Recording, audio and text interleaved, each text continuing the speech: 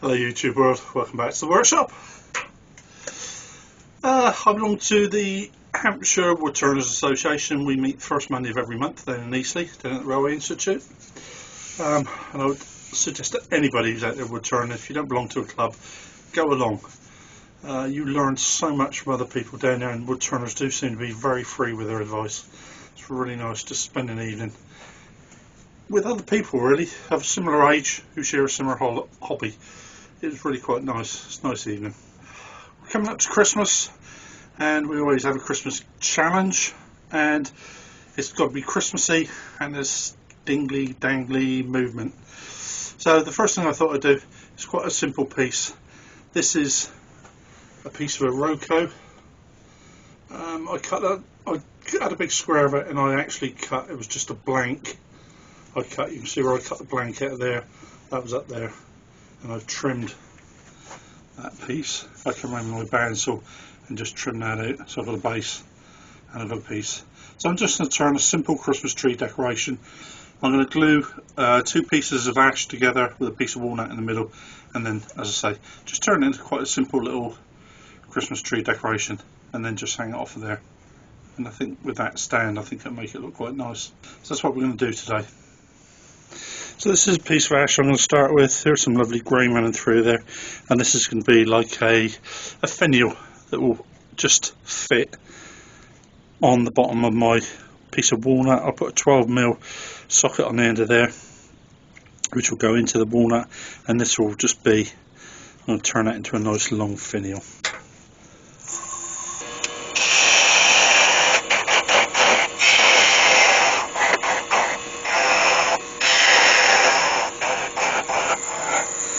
As always, we want to start with quite a classic teardrop shape on the end, just to come to the point, and just put a little collar in behind that.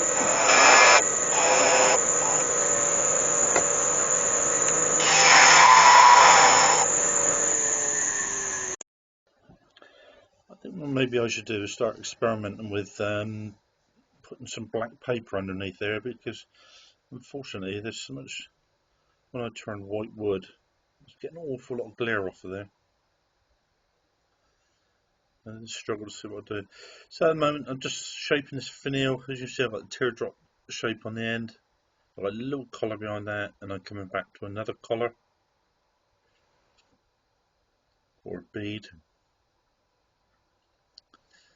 and just removing some of that waste wood. I don't need that much on there. Just gradually shaping this down there. I keep meaning to have a look it up online for finials. I'm sure there are many other different shapes, but I'll just make this up as I go along. Just see what looks nice. Just also look at different names. I'm sure all these different pieces, they've got different names as well.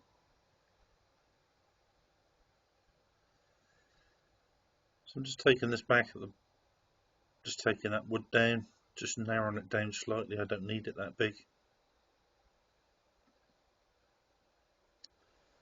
And that was my 12mm Forstner bit, and that's what I'm going to drill into the walnut for that to sit in. So this is a socket I'm just turning, so that's down to 12mm, and that's going to be pretty much the length I want. So again, just making another collar there, just gradually take that down to the 12mm. That's quite a nice shape. I'm quite pleased with that. So now I'll just sand that down, work my way down through the grits. I started off about 240, and I'll probably go down to about 400. Then apply some sand and sealer, and then some wax.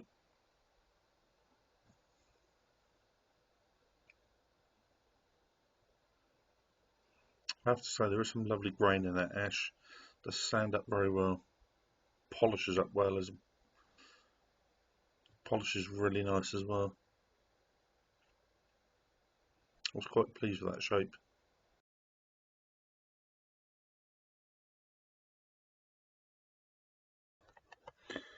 So that's all the sanding finished, and we can go in with sand and sealer I just use a diluted mixture of chestnut,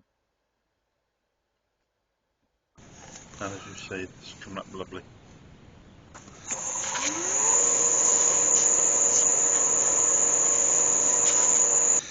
Then we're going to go with some polygloss wax.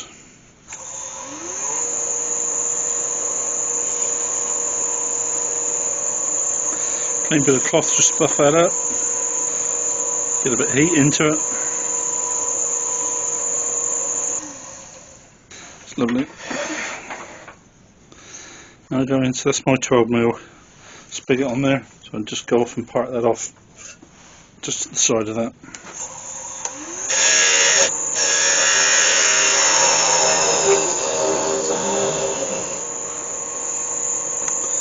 Beautiful. One finial. So next I need a piece of walnut. There you can see the piece.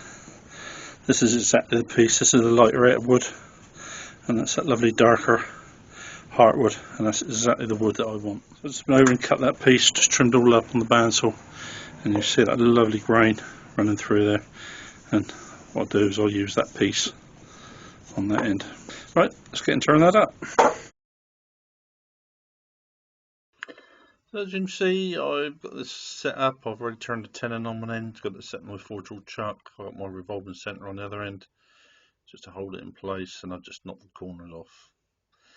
Now, to turn that into a sphere, the first thing I need to know is the diameter, because obviously the length needs to be the same size. So I'm just coming in, it was 70mm. I think it was 70mm. So I'm just marking there, that's my length. I don't need this piece on the end. So what I'm doing, I just turn the tenon on that end, and then I'd part it off. And now this is going to be the back end. So I'm just going to take this away.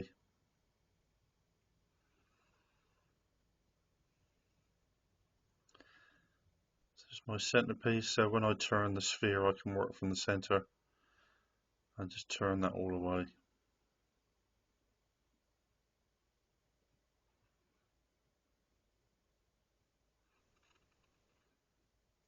So that will be the bottom, that will be where the, as I'm demonstrating here, that will be where the finial goes in. So I put a 12mm forcing a bit in there, and I'm just going to push it straight the way through the wood. That's not smoke, by the way, that's steam. I think it was ever such a cold day in my workshop. Nice tight fit. So what I want to do is bring that walnut down, so just the same size as the collar on that piece of ash. So just gently rolling that way, just turning that way, just getting that down to the size I want. If you see on here what I do with this, I start in with the flute quite open, and as I come through, what I do is I roll the chisel over, but I also lift the handle at the same time. If you do that, that automatically cuts that lovely curve. So rather than just pushing it through and having a straight line, you end up with that curved edge. So just rolling the chisel over, lift the handle, and then that will give you that nice curve.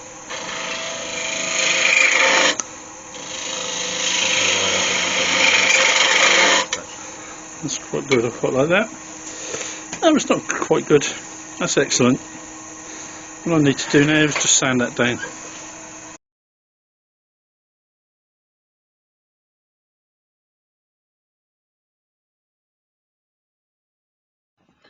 So I've got the sanded that all right down. You can see some beautiful grain running through there.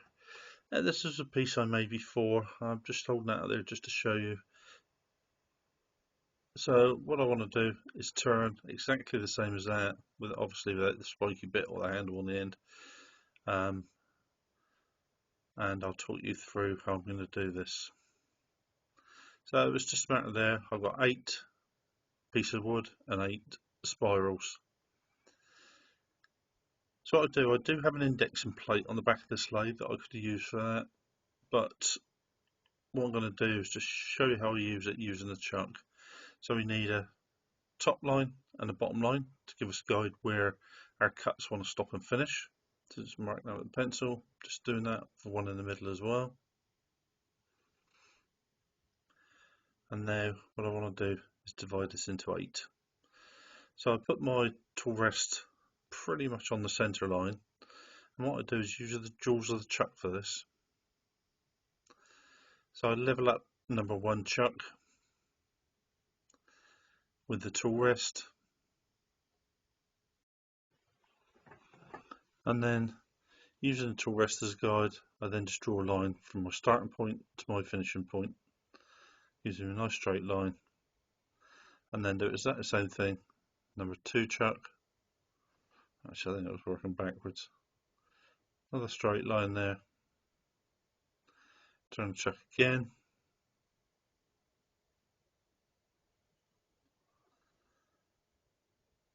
another straight line, and again another line. So that's divided into 4 equal segments. Now all I need to do now is get a small pair of dividers and just divide those again. And then what I do is, once I've got those marked, again I just use the tool rest just to give me a nice straight line. Now I've got this marked into 8 segments. What I need to do is find something flexible enough just to use as a guide to go from corner to corner. I did try using my steel rule for this, but it wasn't flexible enough to go around. So I'm just using a piece of Abranet there just to fold it over corner to corner. And worked very well for what I wanted. So it's just a matter now of working your way around the ball, just marking the lines on there. So you see, there's my lines coming across. The more lines you put in there, the more of a twist you'll get. So if I put another line in there and another line in there, I'd have come from there to there to there to there to there. So it'd have been a real spiral coming down. I don't really want that. I just want that to look quite pretty. That's exactly the same as I've done with that one.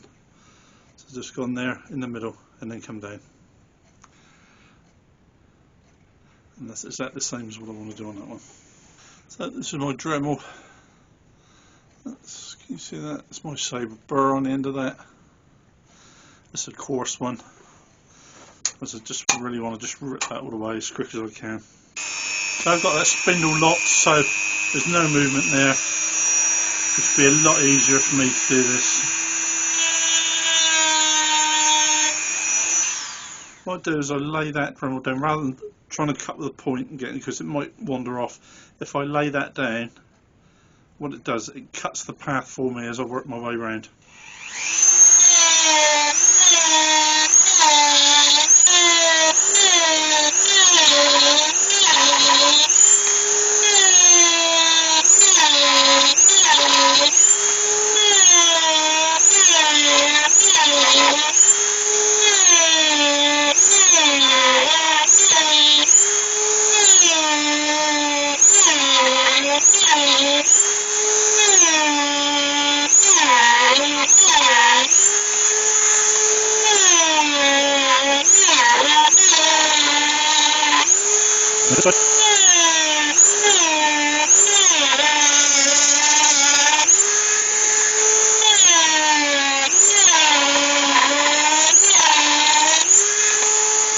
And there you can see the spiral starting to form.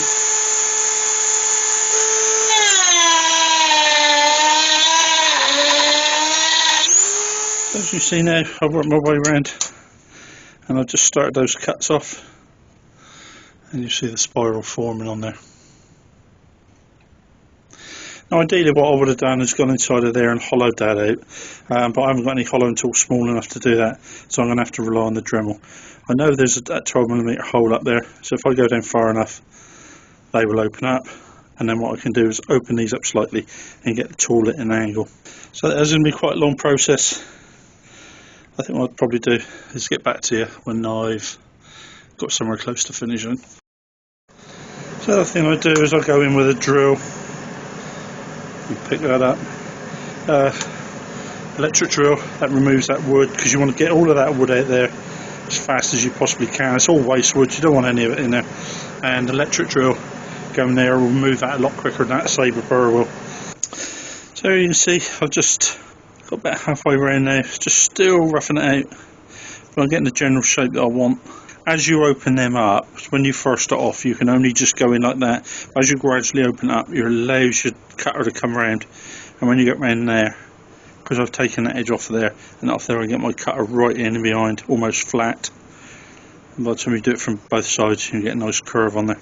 So just carry on, give it more of the same. Almost finished with the Dremel. Just got these, I've got to cut the bottom of that one, and then these two, and then we can start with the sandpaper. As I did say in my previous video when I did this, when you come to sanding this, you do need the material backed sandpaper. The cardboard backed is no good because it is not flexible enough to get around those bends. So what you need to do is just loop it through, put it back the other side.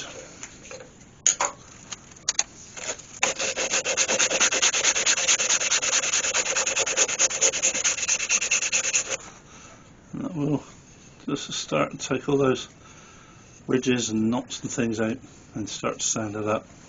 This is quite a long process. I'll get back to you when I get closer to the finish. Very first one done, all sanded down. Probably need to take it down a bit finer grit, but that's the shape I want. Lovely curve on the back, nicely sanded. So that's the first one. 7 more to go. So that's it, all done. Quite pleased with that. This is just some of the sandpaper I got through. It is a lot of work. I think that's a very good job. So I'm going to do now, I'm going to put some sand and sealer on there. I want to take that down to 12mm on there because I've got a piece I need to set on top of there. So give it a good coat of sand and sealer. I'll do the outside with a cloth as I normally do, but the inside I'm going to have to do with a brush because I'm going to have to go through there to do the backs for that, because I want to make sure it's all coated, and then I'm going to spray it with lacquer. So the first thing I'm going to do next is just turn that down to 12mm and put all of that in the bin. I'm just coming in there with the sand and sealer. This is just on a paper towel, and I'm just going in, just basically just reaching as much as I can with the cloth, just giving it a nice soak in. I have given this a light sanding because I did have some pencil lines left on there. I just went through and took them off, and as you see I'm coming through with a brush, just doing the sides, any bits I couldn't reach. You do have to keep looking at this from all different angles just to make sure, and then going in with a brush, because what I want to do is make sure I get right the way through to the other side and make sure all of the inside is covered. So now I'm going to give it a couple of coats of lacquer. I use this plastic coat.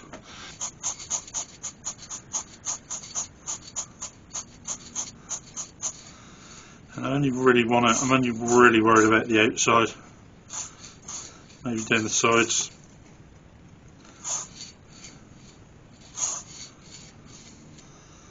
That's good, we can put that one side.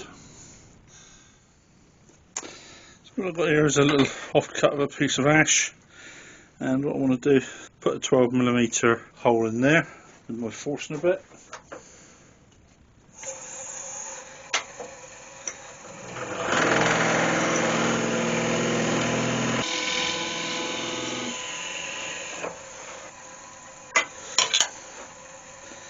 I just want to turn that off.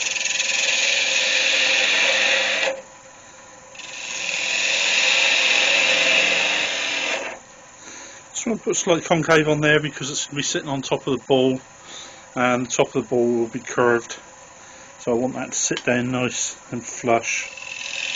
So I'm just give that a little bit of an undercut, and I don't want it anywhere near that big.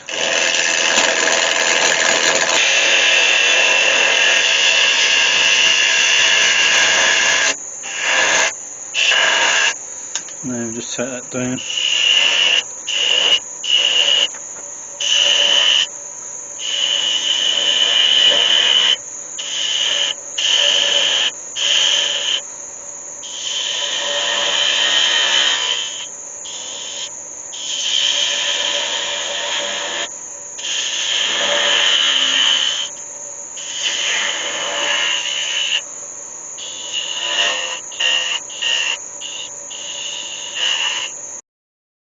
Okay, so I've turned it down, I've sanded that down. I'm just going to put a bit of sand and sealer on there.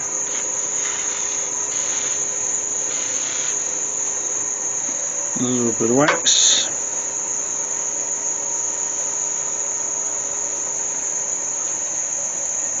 And the last thing I want to do, drill a little hole right up through the middle. And just pry that off my skew chisel.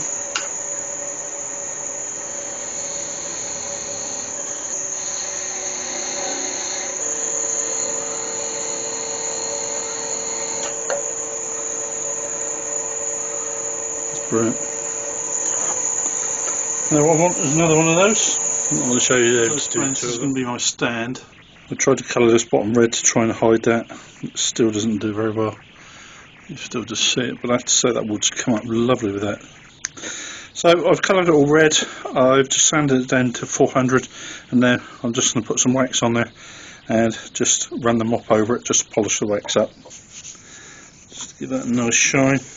Give it a nice bit of protection.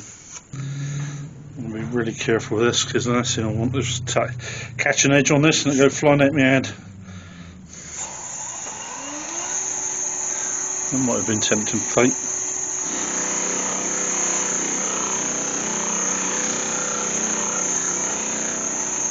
You see that beautiful gloss on there already.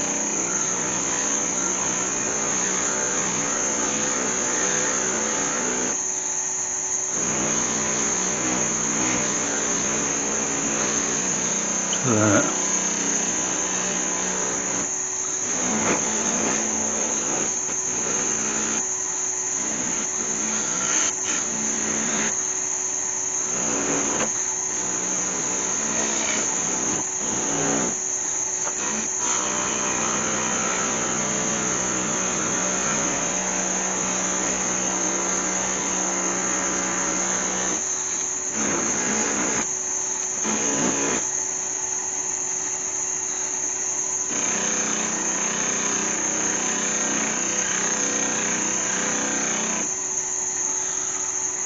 Well, I absolutely love that.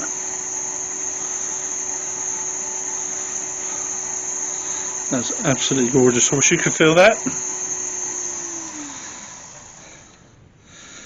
because that is exceptionally smooth. So I've left that overnight, so it's got nice and hard. And what I'm going to do, so I want to fit the finial, but I want to do it before I part that off, so that I know that it's running nice and true and not stuck off at an angle. So I'm just going to apply a little bit of CA glue. It's a lovely tight fit in there. Like that.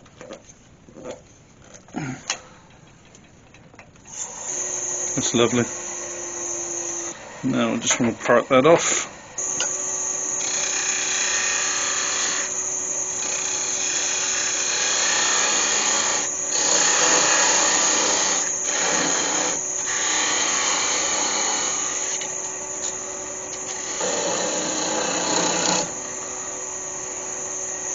That's lovely. So, to assembly. So what I want to do first is glue that to the top of there.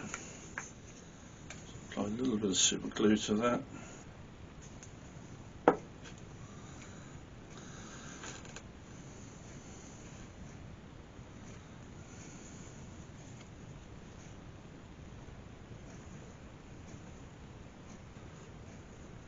That's exactly where I wanted that to be. So that's gone off nicely.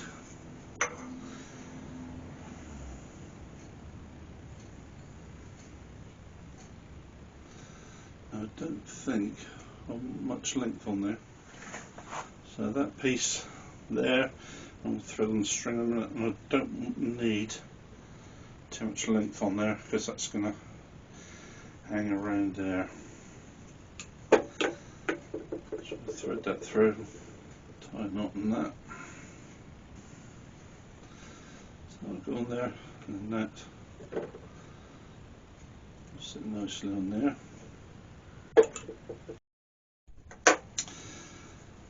So that's attached on there, just a simple knot through there. I'll drop a little bit of super glue on there in a minute. And the top of the ball, just put some super glue in there, just around the edge.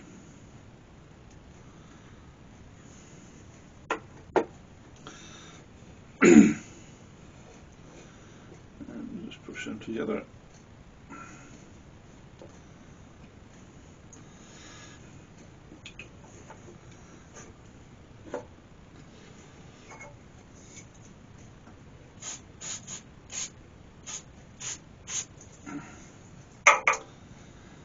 Apply a little bit of accelerant.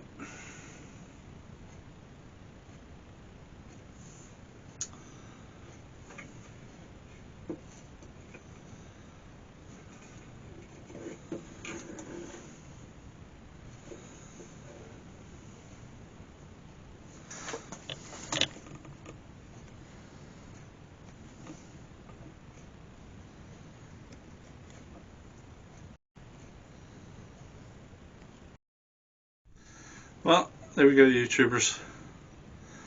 This year's competition, Christmas competition.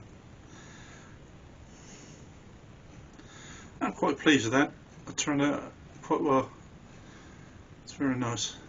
Awful lot of work went into that. Real lot of work. There's a lot of hand work in there. By the time I sanded all of this down, dyed it, polished it, and the same with that, met sanding, cut and went into that. It was a very long time. But you have to agree, it was well worth it. I'm ever so pleased with that. It's really nice. So, thank you all very much for watching. I hope you've enjoyed watching me make that, because I have enjoyed making that. And you look after yourself, and I'll see you all again next week. Take care. Bye bye.